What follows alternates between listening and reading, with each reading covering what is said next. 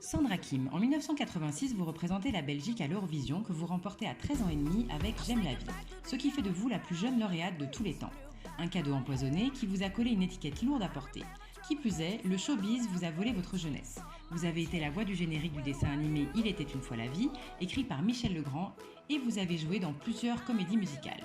Vous n'avez jamais cessé de vous produire sur scène, surtout en Flandre, un peu moins en Wallonie. Vous chantez dans les deux langues nationales et même en italien.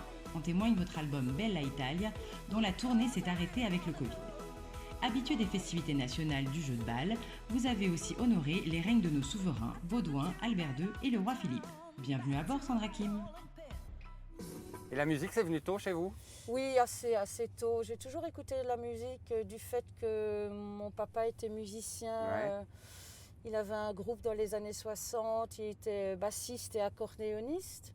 C'est vrai que la musique était toujours présente à la maison. Et depuis ma plus tendre enfance, j'ai toujours écouté de la musique dès l'âge de 5-6 ans. Puis j'ai commencé à chanter tout doucement dans ma chambre. Mais uniquement pour moi. Moi, j'aimais pas chanter devant les gens.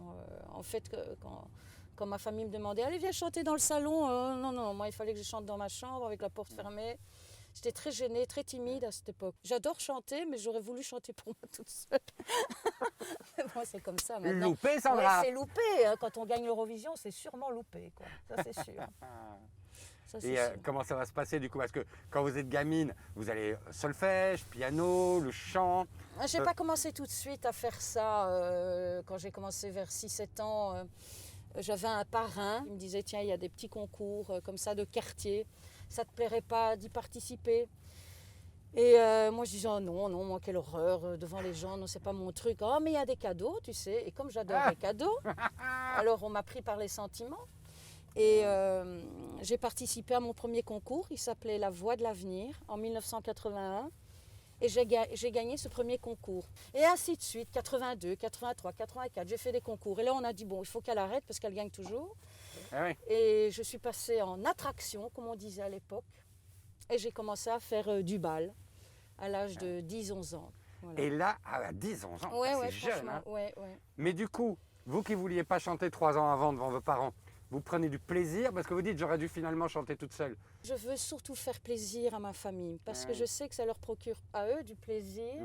Je sais que mon parrain était fier, enfin mon papa, ma maman, tout le monde était fier, mes grands-parents. Moi, souvent, je fais des choses plus pour faire plaisir que pour me faire plaisir à moi.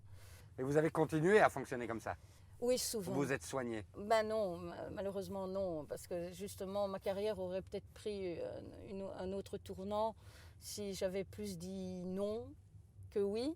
Maintenant j'ai changé. Maintenant, bon, à 48 ans, il est grand temps de changer. Là, je prends mes décisions quand même depuis plusieurs années. Et je dis plus non que oui. Mais c'est vrai qu'à une époque, c'était... Ouais. Bon, là, vous avez 12 ans, on va y venir, hein, comme ça, après on éjecte, oui. hein, Sandra. Comment ça se passe la sélection à l'Eurovision, du coup? J'avais participé à un festival de la chanson italienne du côté de Liège. Et là, il y avait mon ex-producteur qui était dans le jury et qui m'a remarqué, qui m'a proposé quelques semaines après de travailler avec lui. Mais jamais on n'avait parlé d'Eurovision à ce moment-là.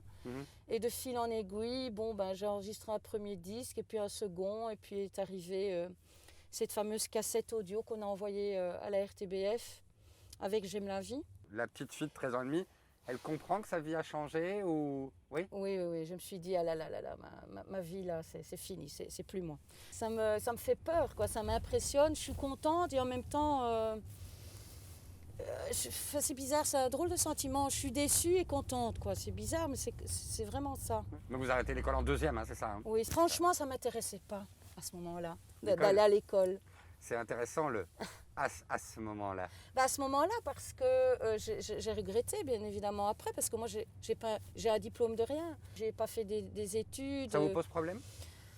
C'est-à-dire que quand j'ai connu certaines difficultés dans ma carrière, c'est vrai que ça aurait été chouette d'avoir un job sur le côté, de pouvoir gagner sa croûte avec autre chose qu'avec la chanson, parce que c'est pas toujours facile d'être chanteur. Donc j'ai connu du haut, j'ai connu beaucoup de bas. Maintenant ça va, je stagne, c'est bien.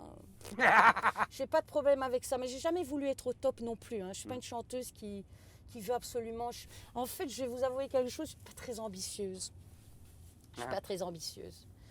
Bon, vous allez vendre 1 600 000, 1 700 000, je pense, Non, je connais pas les chiffres par cœur. exemplaires de mais- J'aime la vie. Voilà, Ouais. c'est une espèce de tourbillon absolu. Et je vous ai quand même souvent entendu dire, Sandra, Hmm.